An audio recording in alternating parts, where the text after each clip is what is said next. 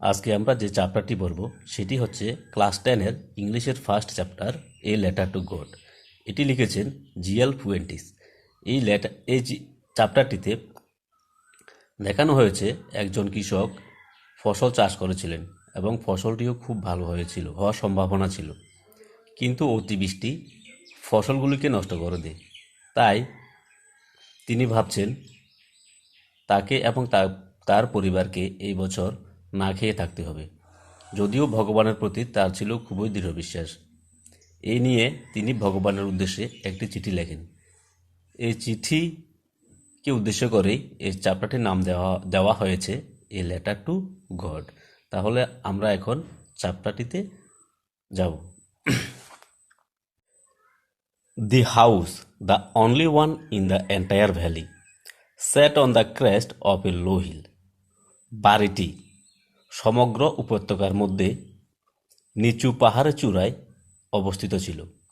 From this side, one could see the river and the field of ripe corn dotted with the flowers that always promised a good harvest.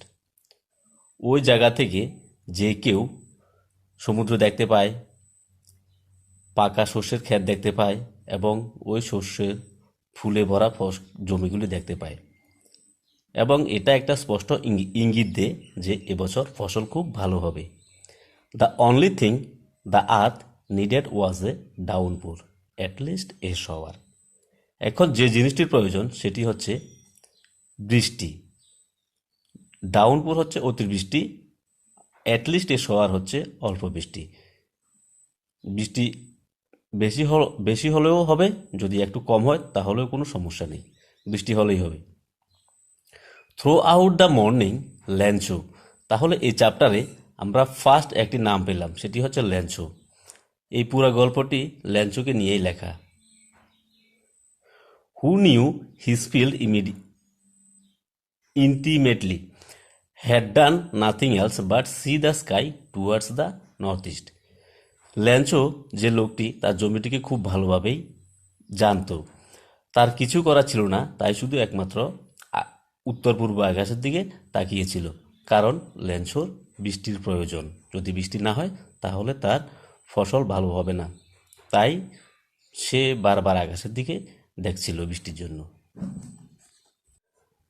Now we were really going to get some water woman. Lencho তার ওয়াইফকে বলছে, women বলতে এখানে ল্যাঞ্চোর ওয়াইফকে বোঝানো হচ্ছে। ল্যাঞ্চো তার ওয়াইফকে বলছে এখন তারা খুব ভালো একটা বৃষ্টি পাবে। The woman who was preparing supper replied, yes God willing. মহিলাটি, যে সাপার হচ্ছে রাতের খাবার, যে রাতের খাবার বানাচ্ছিল, সে উত্তর দিল, হ্যাঁ ভগবানের ইচ্ছায় এবার আমরা সত্যিই বৃষ্টি পাবো। The older boys were walking in the field. বড় ছেলেগুলি মাঠে খেলছিল। While the smaller ones were playing near the house. ছোট ছেলেটি বাড়ির কাছেই খেলছিল। Until the woman call to them all come for dinner. যতক্ষণ না মা ডাকছে তাদের সবাইকে, আসো খেতে আসো। It was during the meal that Lencho had predicted big drops of rain began to fall. খাওয়ার সময় ল্যাঞ্চো যা ভবিষ্যৎবাণী করেছিল, তখন কি হলো? Big drops of rain began to fall, বড় বড় বৃষ্টিবিন্দুগুলি আকাশ থেকে পড়তে শুরু করলো। In the north east huge mountains of clouds could be seen approaching. উত্তর পূর্ব দিকে বড় বড় ভাসমান মেঘগুলি ভাসতে দেখা গেল। The air was fresh and sweet. তখন বাতাস ছিল খুবই ফ্রেশ এবং মিষ্টি। The man went out for no other reason than to have the pleasure of feeling the rain on his body. Lencho বেরিয়ে গেল এই জন্য যে বৃষ্টিগুলি আকাশ থেকে পড়ছে এগুলি কেমন তা অনুভব করার জন্য। And when he return he exclaim. যখন সে আসলো তখন সে বলল, this are not rain drops falling from the sky. আকাশ থেকে যে বৃষ্টিবিন্দুগুলি পড়ছে এগুলি বৃষ্টিবিন্দু নয়, দে আর নিউ কয়েন্স। সেগুলি হচ্ছে এক একটা নতুন নতুন coins. The big drops are 10 cent pieces and the little ones are 5. যেমন আমরা 10 পয়সা, 10 টাকা, 5 টাকা এমন বলি, ঠিক সেভাবেই ল্যান্সো বড় বড় বৃষ্টিবিন্দুগুলিকে 10 সেন্টস আর ছোটগুলিকে 5 সেন্টস হিসাবেই মনে করছে। With a satisfied expression, he regarded the field of ripe corn with its flower, draped in a curtain of rain.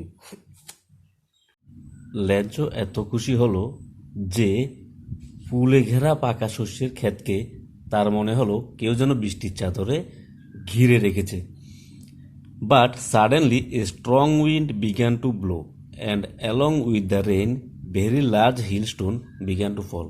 কিন্তু হঠাৎ করে খুব দমকা হাওয়া বইতে শুরু করলো এবং সাথে শিলাবৃষ্টিও শুরু হলো।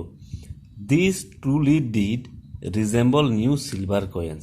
ল্যান্সো এখন বলছে এই যে শিলাগুলি পড়ছে এগুলি এক একটা বড় বড় সিলভার কয়েন।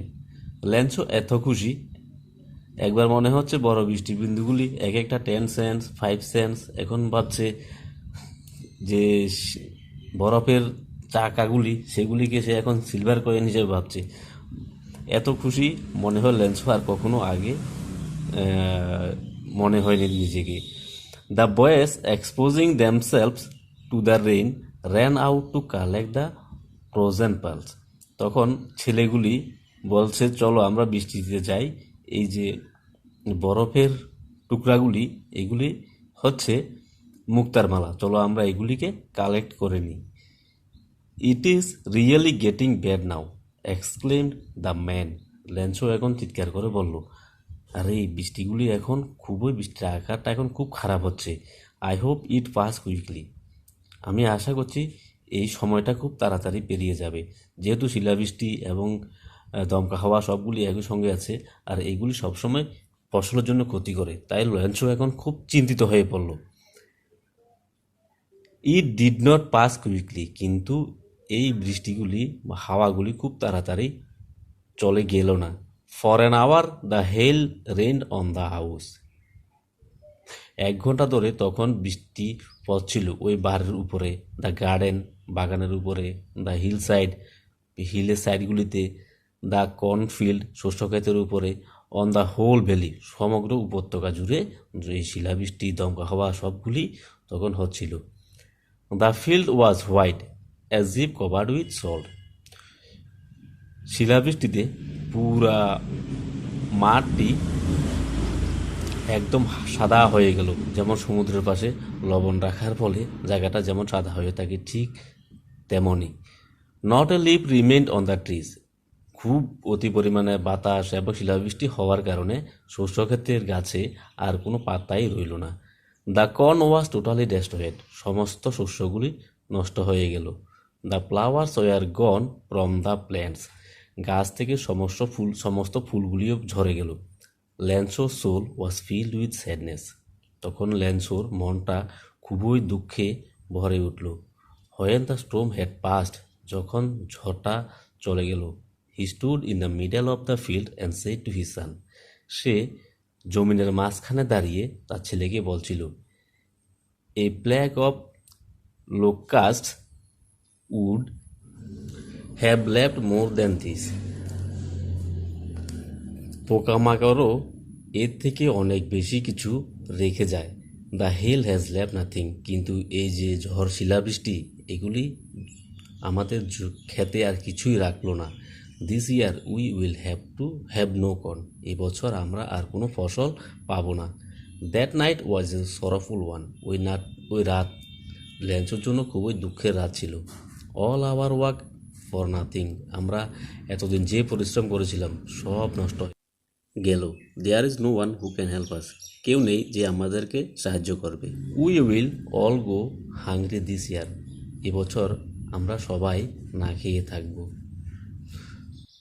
এই চ্যাপ্টারের অনেক কোশ্চেন রয়েছে এবং পরে আরও পার্ট রয়েছে।